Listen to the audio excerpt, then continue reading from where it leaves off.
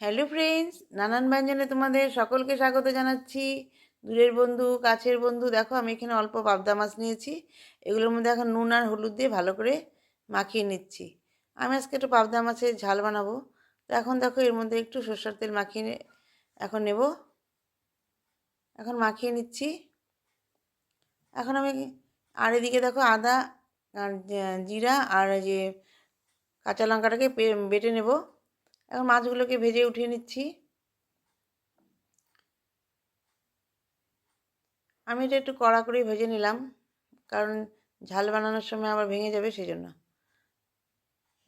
তো এরকম একটু ভেজে নিয়ে এখন আমি এটাকে নামিয়ে নেব। এখন আমি এটাকে মাছগুলোকে নামিয়ে নিচ্ছি। আর এদিকে দেখো আমার এটা পেস্ট করা হয়ে গেছে, জিরা আদা আর কাঁচা লঙ্কা। এখন আমি কড়াইতে একটা তেজপাতা দিয়ে দিলাম আর এখানে পেঁয়াজের পেস্টটা দিয়ে দিলাম। পেঁয়াজের পেস্টটা দিয়ে এখন একটু ভালো করে মিশিয়ে নিচ্ছি। ভালো করে মিশিয়ে নিয়ে এখন এর মধ্যে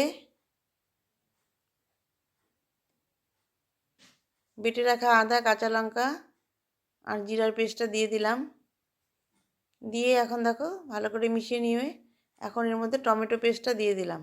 টমেটো পেস্টটা দিয়ে ভালো করে মিশিয়ে নিচ্ছি।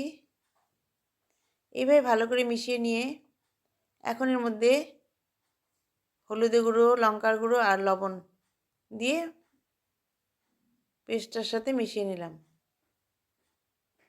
এইভাবে ভালো করে মিশিয়ে নিয়ে যখন এটা ভাজা ভাজা হয়ে যাবে, একদম ভাজা ভাজা করে নেব।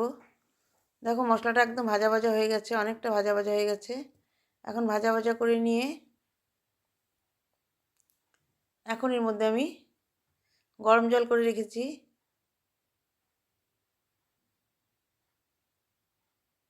এখন এর মধ্যে দেখো একদম শুকিয়ে গেছে। এখন এর মধ্যে গরম জলটা দিয়ে দিলাম। গরম জলটাকে দিয়ে মশলাটাকে ভালো করে মিশিয়ে নিচ্ছি। এখন এর মধ্যে মাছগুলোকে দিয়ে দেব। এখন এর মধ্যে আর একটু জল দিয়ে দিলাম, গরম জল দিয়ে এখন মাছগুলোকে দিয়ে ভালো করে ফুটিয়ে নেব। দেখো এইভাবে ভালো করে ফুটিয়ে নিচ্ছি। এখন এর মধ্যে ধনেপাতা দিয়ে দিলাম। দিয়ে এইভাবে আমার রান্নাটা প্রায় হয়ে গেল। তো বন্ধুরা, তোমাদের যদি ভালো লেগে থাকে, আমার নতুন বন্ধু যদি কেউ হয়ে থাকো, তো প্লিজ একটু কমেন্টস ও সাবস্ক্রাইব করে পাশে আসবে।